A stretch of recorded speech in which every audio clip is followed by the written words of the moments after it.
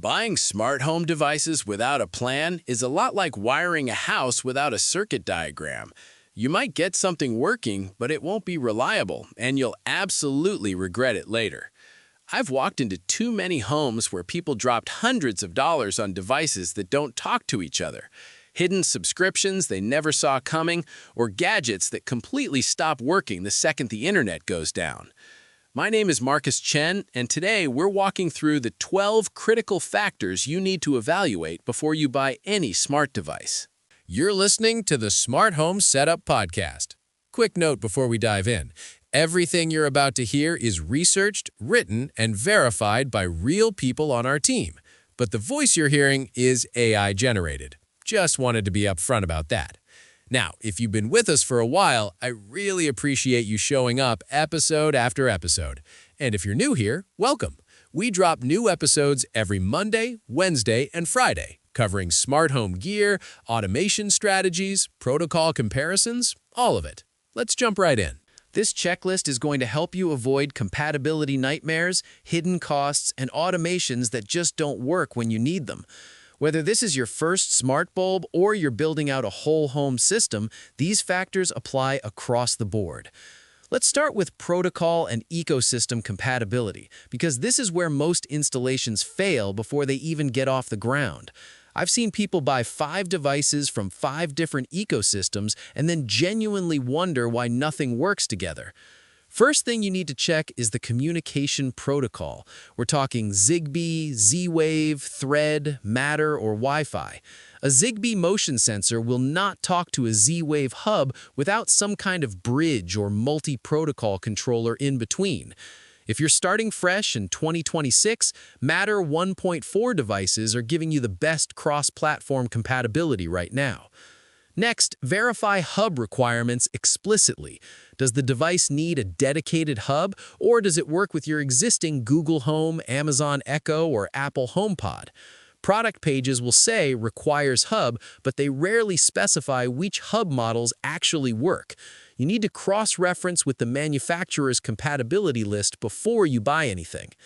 Then you want to identify ecosystem lock-in risks. Some devices only work within their manufacturer's app or ecosystem. I'm looking at you, proprietary Wi-Fi cameras.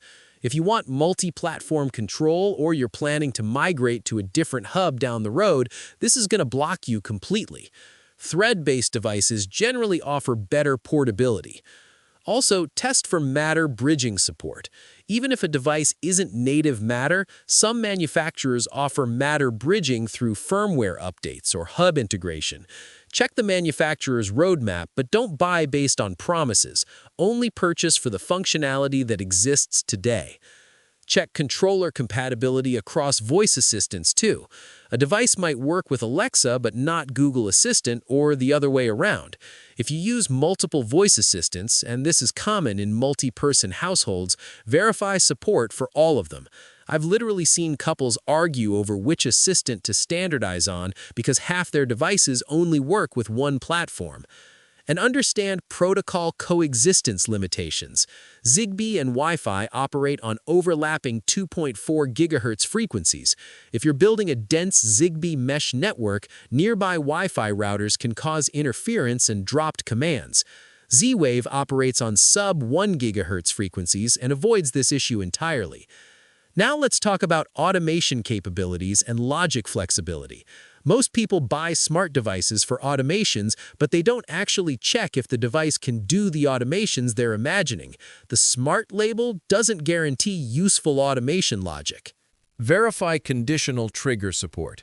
Can the device trigger automations based on multiple conditions? For example, if motion is detected, and it's after sunset, and the thermostat is set to away mode, then turn on lights. Cheap Wi-Fi devices often only support single-condition triggers, which really limits what you can do with useful automations. Check whether automations run locally or in the cloud. Cloud-dependent automations stop working when your internet drops. Local execution, whether it's on hub or on device, keeps working during outages. Zigbee and Z-Wave devices typically execute locally when paired with hubs like Home Assistant or SmartThings. Wi-Fi devices usually depend on cloud servers, though some, like certain TP-Link CASA devices, offer local control through third-party integrations. Test time-based scheduling granularity. Can you schedule actions down to the minute or only hourly blocks? Can you set different schedules for weekdays versus weekends? Cheap smart plugs often only offer basic on-off timers without day-of-week customization. Look for scene integration support.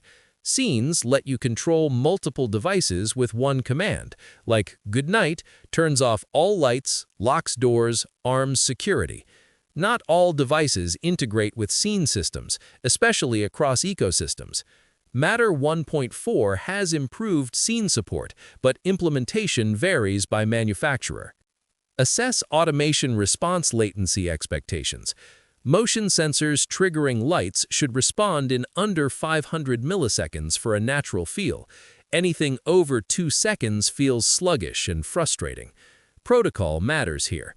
Zigbee and Z-Wave typically offer 200 to 800 millisecond latency, while Wi-Fi devices can range from 1 to 5 seconds depending on network congestion.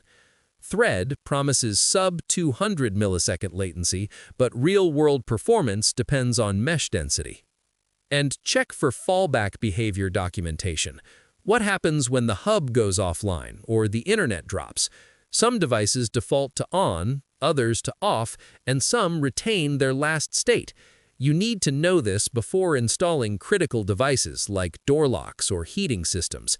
I've seen smart thermostats shut down during outages, leaving homes to freeze because the automation didn't fail safely. Moving on to hub and network infrastructure requirements. Your network infrastructure determines whether your devices will work reliably or drop offline randomly. Most setup guides skim over these requirements, assuming you have enterprise-grade networking. Document mesh network density needs. Zigbee, Z-Wave, and Thread all depend on mesh networks, where each powered device extends the range. You need at least one powered device, like a smart plug, in-wall switch, or hub, within 30 to 40 feet of battery-powered sensors. Sparse networks lead to unreliable command delivery and status updates. Verify router compatibility and VLAN support. Some smart devices fail with certain router configurations. Double NAT, VLAN isolation, or aggressive firewall rules can block device discovery. If you run IoT devices on a separate VLAN for security, which you should, check that the device supports cross-VLAN communication, or MDNS reflection. I've spent hours troubleshooting Google Home devices that couldn't discover Chromecast targets across VLANs. Check 2.4 GHz versus 5 GHz Wi-Fi requirements. Most Wi-Fi smart devices only work on 2.4 GHz networks.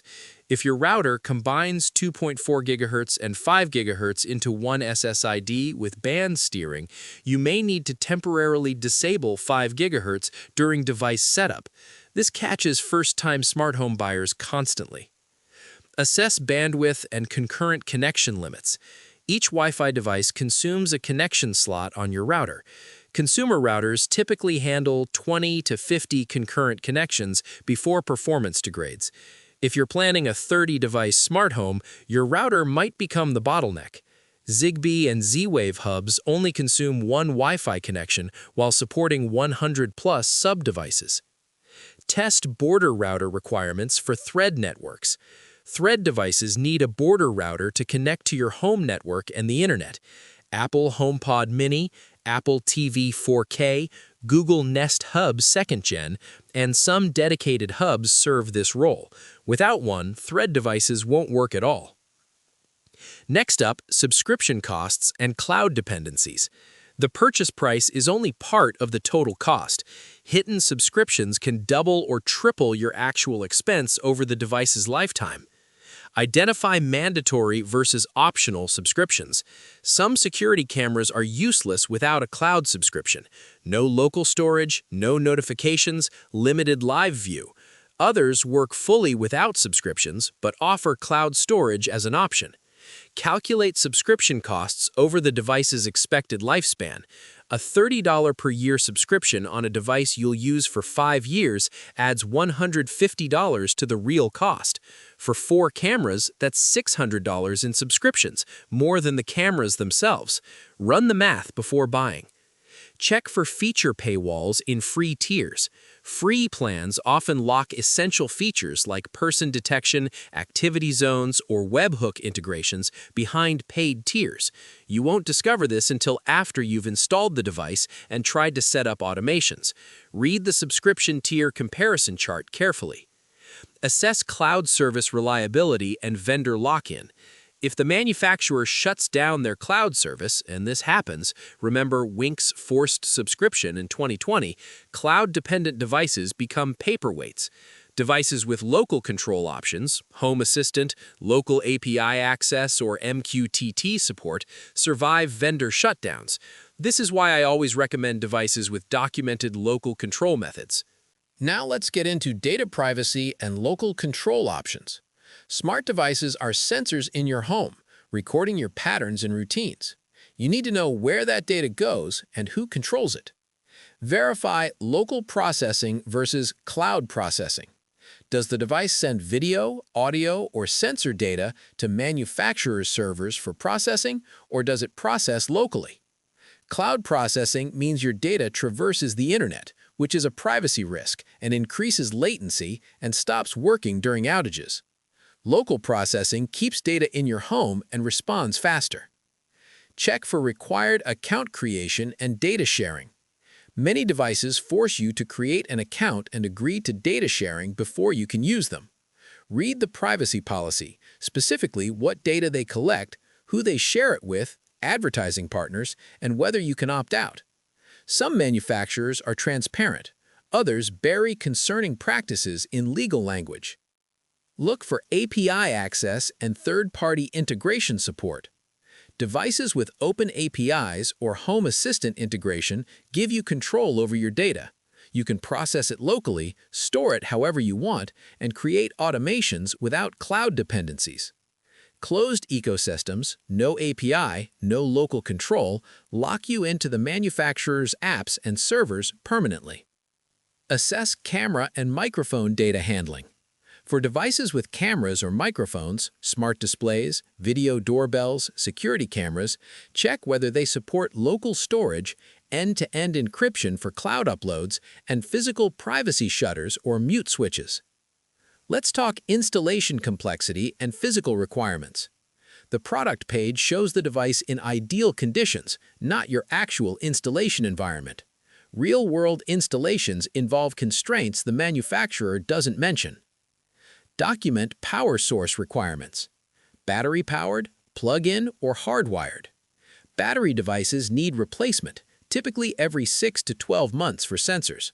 Plug-in devices consume an outlet, which might already be scarce. Hardwired devices require electrical work and possibly permit requirements.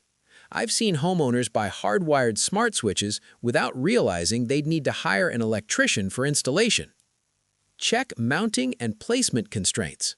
Motion sensors need line of sight to the area you're monitoring. Door and window sensors need alignment within 1 to 2 inches when closed.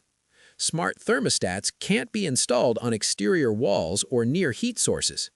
The installation manual, which you should download before buying, lists these requirements. Verify wiring compatibility for switches and outlets. Smart switches often require a neutral wire, which older homes, pre-1980s, might not have at the switch box. Replacing a 3-way switch with a smart switch requires specific wiring configurations that not all smart switches support. Check your existing wiring before buying or budget for professional installation. Assess environmental ratings for outdoor devices. IP65, IP66, IP67 ratings indicate dust and water resistance. Not all outdoor smart devices survive rain, freezing, or direct sunlight. I've seen homeowners mount Wi-Fi smart plugs outdoors without weatherproof ratings, only to have them fail after the first rainstorm. Test signal range in your actual environment. Manufacturer range specs assume open air with no obstructions. Walls, metal studs, and appliances reduce range dramatically. Zigbee might work 30 feet through drywall, but fail at 15 feet through a refrigerator. Buy from retailers with good return policies, so you can test range in your home before committing. Moving on to device reliability and fallback behavior. When smart devices fail, they should fail safely and predictably. You need to know what happens during power outages, hub failures, and network disruptions. Check behavior during internet outages. Do devices retain local control, or do they become unresponsive? Zigbee and Z-Wave devices paired with local hubs typically keep working. Cloud-dependent Wi-Fi devices stop responding to app commands but might retain physical button control. Critical devices, door locks, thermostats, security systems should work locally even when the internet is down. Verify hub failure recovery. If your hub crashes or reboots, do devices automatically reconnect, or do you need to manually repair them? Some systems recover gracefully, others require full device resets. This matters when you're troubleshooting at 2 a.m. because the motion sensors stopped triggering lights. Test power loss state retention. When power is restored after an outage, does the device return to its previous state, default to on, or default to off? Smart plugs controlling aquarium pumps or medical devices need predictable power-on behavior. I've seen aquarium owners lose fish because smart plugs defaulted to off after a brief power flicker. Assess firmware update reliability and frequency. Regular firmware updates fix bugs and add features, but buggy updates can brick devices or break integrations. Check user forums for the device. If recent firmware updates caused widespread problems, that's a warning sign. Some manufacturers test thoroughly, others push updates that break existing automations. Look for offline functionality documentation. Manufacturers rarely advertise what doesn't work offline. You'll find this information in user forums, Reddit threads, and detailed reviews. Next, customer support and warranty coverage. You'll need support at some point: setup issues, firmware bugs, or hardware failures. The quality of support varies wildly across manufacturers. Test support responsiveness before buying. Check reviews specifically mentioning customer support. Long wait times, unhelpful responses, or requiring you to troubleshoot for hours before they'll consider a replacement are red flags. Some manufacturers offer live chat or phone support. Others only provide slow email support or community forums. Verify warranty length and coverage. 1-year warranties are standard, but some manufacturers offer extended warranties or paid protection plans. Read the warranty terms. Many exclude misuse, which they define broadly: installed outdoors when not rated for it, used with third-party hubs, and so on. Know what's covered before you need to claim it. Check replacement part availability. Can you buy replacement batteries, mounting hardware, or modular components? Or do you need to replace the entire device when a small part fails? Modular design is rare in smart home devices, but valuable for long-term maintenance. Assess regional support availability. Some manufacturers only offer support in certain countries or regions. If you're buying from an international seller or importing devices, you might void the warranty or find support unavailable. Verify that support operates in your region before buying. Now, let's get into energy consumption and efficiency. Smart devices promise energy savings through automation, but they also consume power themselves. The net energy impact isn't always positive. Check always-on power draw for plug-in devices. Smart plugs, hubs, and always-listening speakers consume power 24/7. A smart plug drawing 2 watts constantly uses 17.5 kilowatt-hours per year. Not much individually, but multiply by 20 devices and it adds up. Verify battery life for wireless sensors.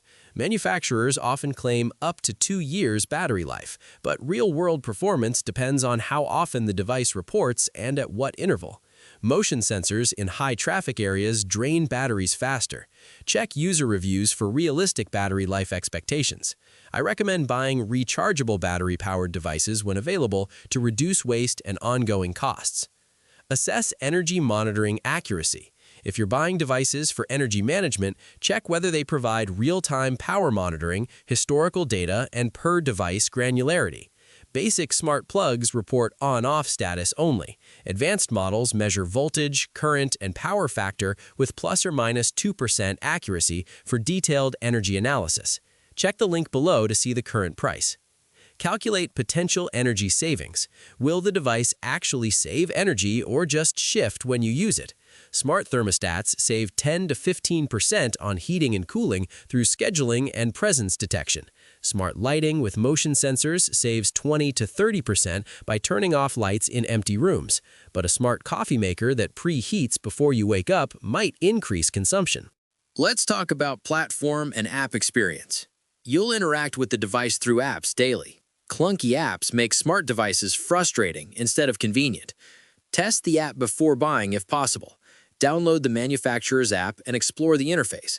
Is it intuitive? Does it load quickly? Can you control multiple devices efficiently? Some apps are polished. Others feel like afterthoughts with confusing navigation and slow response times. User reviews mentioning the app specifically are valuable here. Check for multi-user access and permissions. Can family members control devices from their own accounts, or do you all share one login? Can you grant limited access, like guest control of lights but not security cameras? Multi-user support is essential for shared households, but often poorly implemented. Verify widget and shortcut support. For frequently used controls, home screen widgets and Siri or Google Assistant shortcuts save time.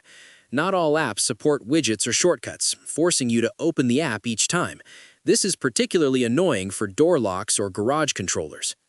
Assess cross-platform app availability. Is the app available for iOS, Android, and web browsers? Some manufacturers only support one platform or provide limited functionality on others. If household members use different devices, verify full support across all of them.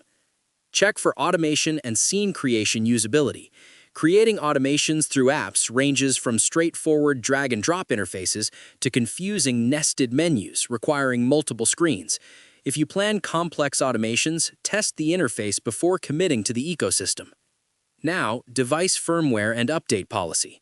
Firmware updates fix bugs, add features, and patch security vulnerabilities, or they break things that worked fine.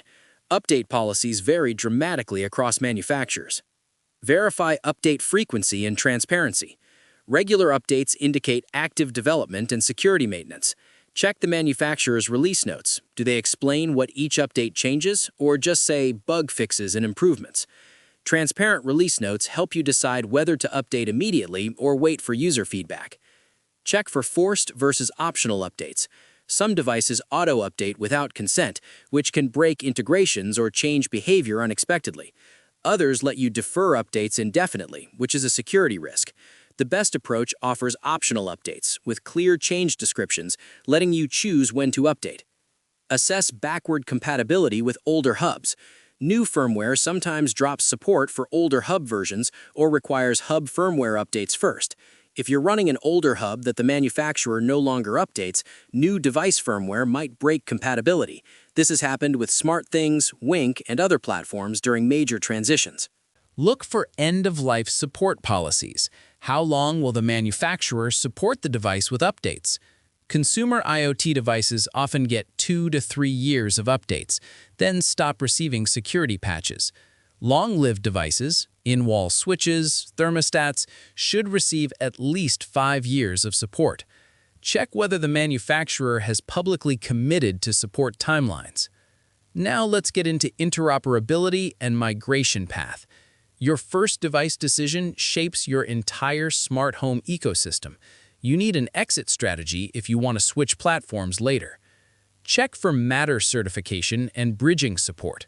Matter 1.4 enables cross-platform compatibility, letting you control devices through Google Home, Apple Home, and Amazon Alexa simultaneously. Matter-certified devices future-proof your investment. Non-Matter devices might offer Matter bridging through manufacturer hubs, but verify this works reliably before depending on it. Assess export and backup options for automations. If you switch hubs, can you export your automation logic, or do you need to recreate everything manually? Some platforms like Home Assistant let you export configurations as text files, Proprietary platforms like Google Home and Alexa lock automations into their ecosystems with no export option. Rebuilding 50-plus automations takes hours. Verified device repairing requirements during migration. Switching hubs often requires factory resetting devices and repairing them. For 10 devices, this is annoying. For 50-plus, it's a multi-day project. Thread and Matter devices promise easier migration, but implementation varies by manufacturer. Check for third-party integration support. Devices that integrate with Home Assistant, Habitat, or other open platforms give you flexibility to switch ecosystems while keeping devices.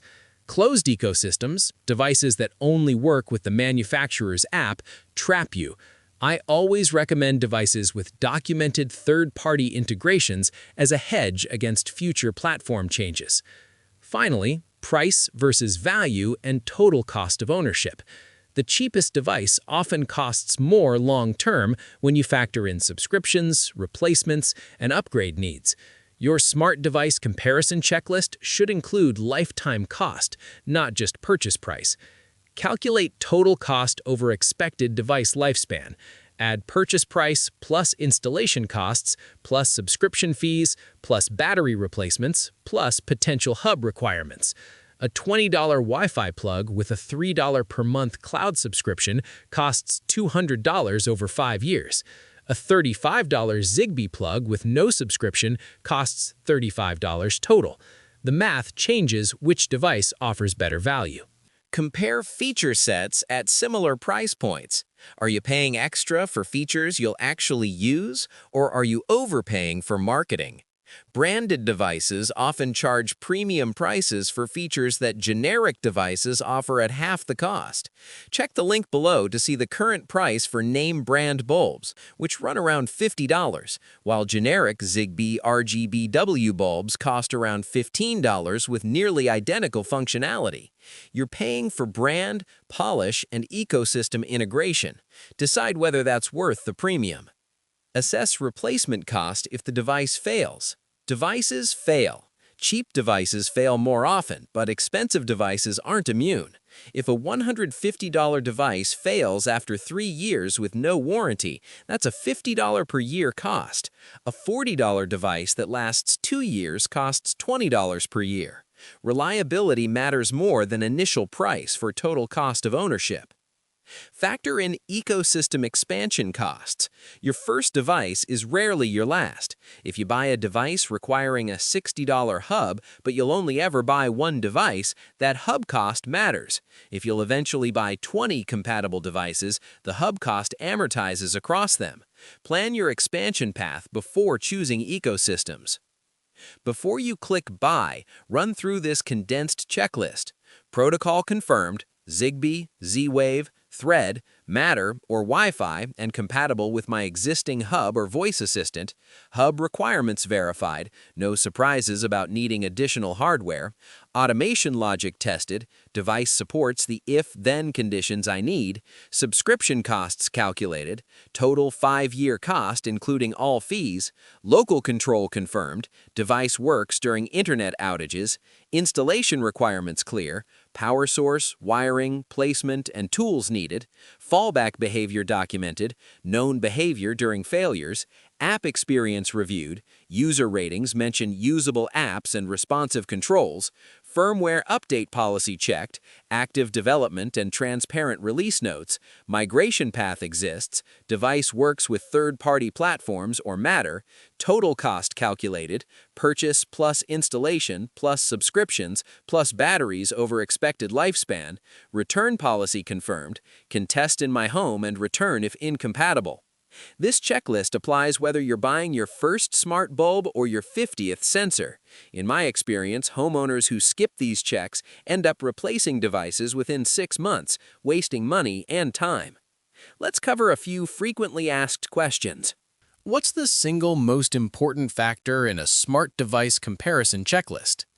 Protocol and ecosystem compatibility is the most important factor because it determines whether the device will work with your existing setup and future purchases. A device with perfect features that can't communicate with your hub or other devices is useless. Always verify the communication protocol, Zigbee, Z-Wave, Thread, Matter, or Wi-Fi, and confirm compatibility with your hub or voice assistant before considering any other factors. I've seen homeowners spend hundreds on incompatible devices that end up in a drawer because they skipped this step. Do I need to check all 12 factors for every device purchase? You should check all 12 factors for your first few devices to establish your ecosystem foundation, but you can streamline the process once you've chosen a platform. After you've selected a protocol and hub, factors like protocol compatibility and hub requirements become simpler. You're just verifying new devices work with your existing setup. However, always check subscription costs, automation capabilities, and installation requirements even for devices within your established ecosystem, since these vary significantly even among compatible products. This checklist prevents the expensive mistakes I see repeatedly: incompatible ecosystems, hidden subscriptions, and unreliable automations. The time you spend evaluating devices before purchase saves you from the frustration of troubleshooting non-functional systems afterward. Start with protocol compatibility, verify automation capabilities, and calculate total costs, including subscriptions and installation. Don't skip the unglamorous factors like fallback behavior and firmware update policies. These determine whether your smart home stays smart or becomes a collection of abandoned devices. Most importantly, buy devices that work with multiple platforms. Technology changes, companies disappear, and your needs evolve. Devices with Matter support, local control options, and third-party integrations protect your investment and give you flexibility to adapt your smart home as better options emerge. Thanks for sticking around to the end of this episode of the Smart Home Setup Podcast. Just a reminder, new episodes come out every Monday, Wednesday, and Friday, so you've always got something fresh coming your way. If this episode was helpful, I'd really appreciate it if you could leave a 5-star rating and write a quick review. That's genuinely how other people find the show, and it helps more than you might think. And go ahead and hit subscribe or follow so you get notified the second a new episode drops. See you in the next one.